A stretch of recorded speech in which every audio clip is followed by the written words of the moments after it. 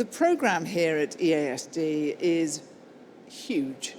Enormous number of sessions, a very wide range of topics. And I'm sitting with the man who's responsible for choosing that program and putting it together. Mikael Rydén, it's an extraordinary task. You're from the Karolinska, you're a professor of endocrinology there. What do you do when you sit down and think, what are we going to have at EASD 19? So I think that the system is extremely streamlined. We meet 1 year ahead. Then we've already selected the program committee. We have experts that we think, cover what we expect will be future research and science that would be of great interest for a broad audience. So we gather the year before, and then we have continuous meetings, email sessions, and then we finalize the program towards the end of May the same year. So it's a pretty hefty task.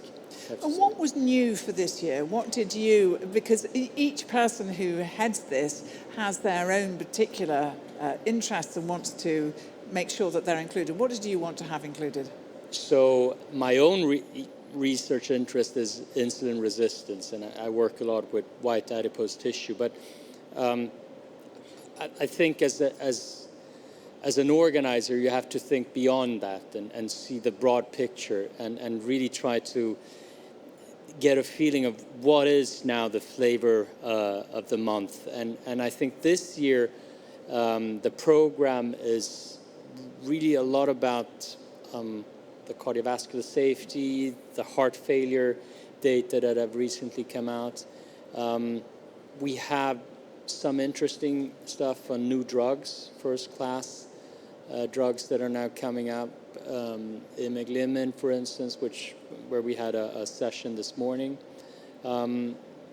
There's a lot on DPP-4s, of course. We have the Verify, we have the Carolina trial, and so on. So there's a broad picture. But if you want me to say one thing, I would say it's the heart failure stuff. Interesting. And are you also responsible for the prize lectures as well?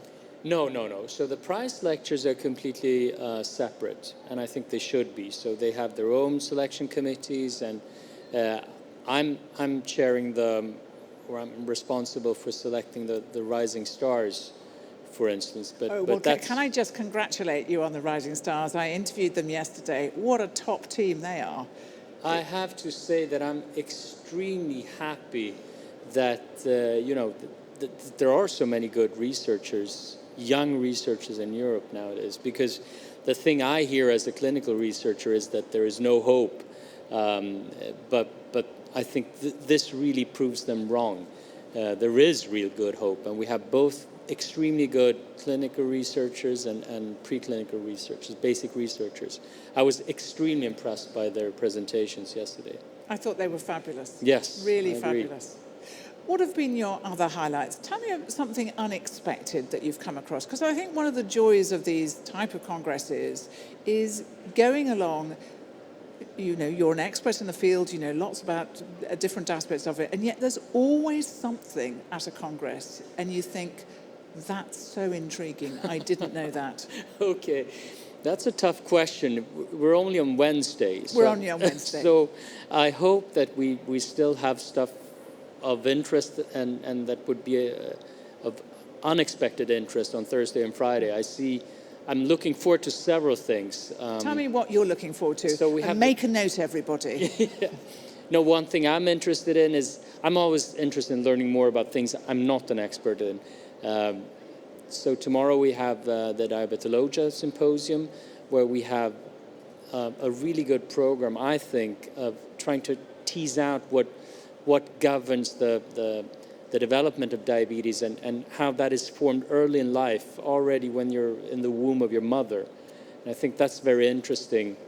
So we have Ollie Rando, for instance, from the US talking tomorrow. That's something that I think is fascinating and a new area and a new way of seeing on diabetes development. Anything else that particularly strikes you?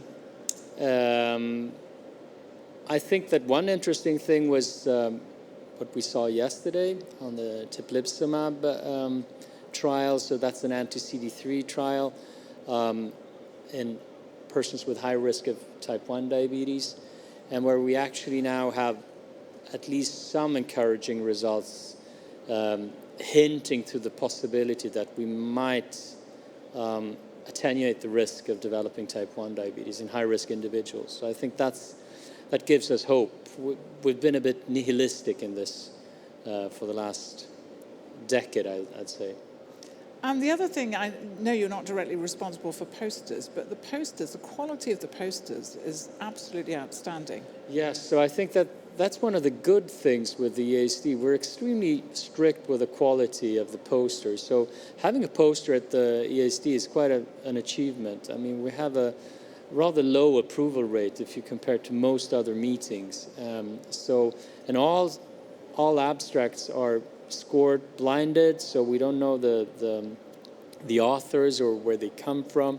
And I think that's a very unbiased way of actually looking at the science and not who's presenting it or who's doing it.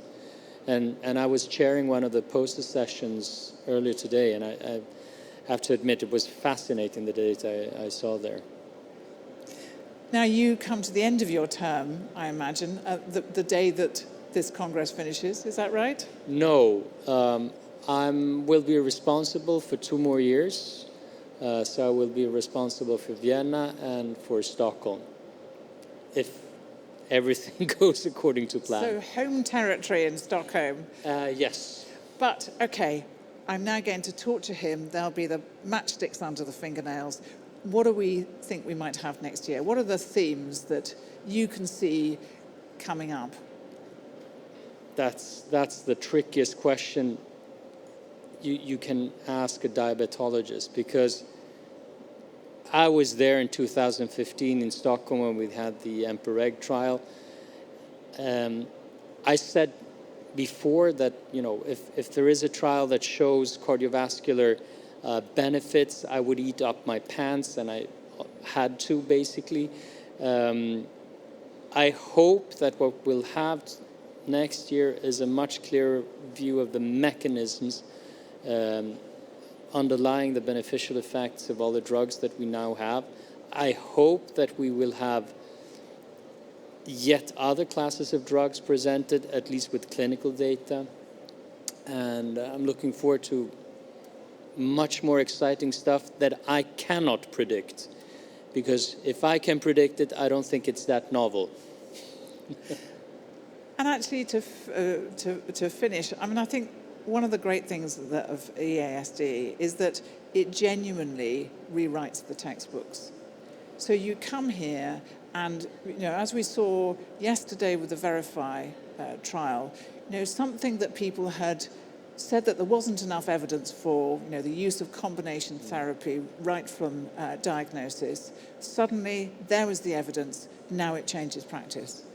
I think that this is the beauty of being a diabetologist in this decade, or in these decades.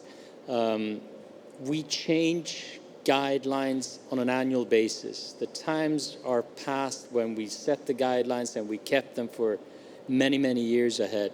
That's completely over. So now we have to be on our toes, revise the guidelines on a yearly basis, because there's so much happening.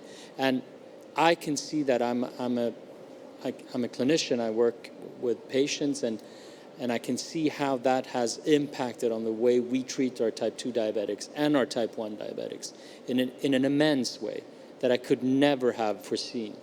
And I think that that's what makes it so fun to be a diabetologist today.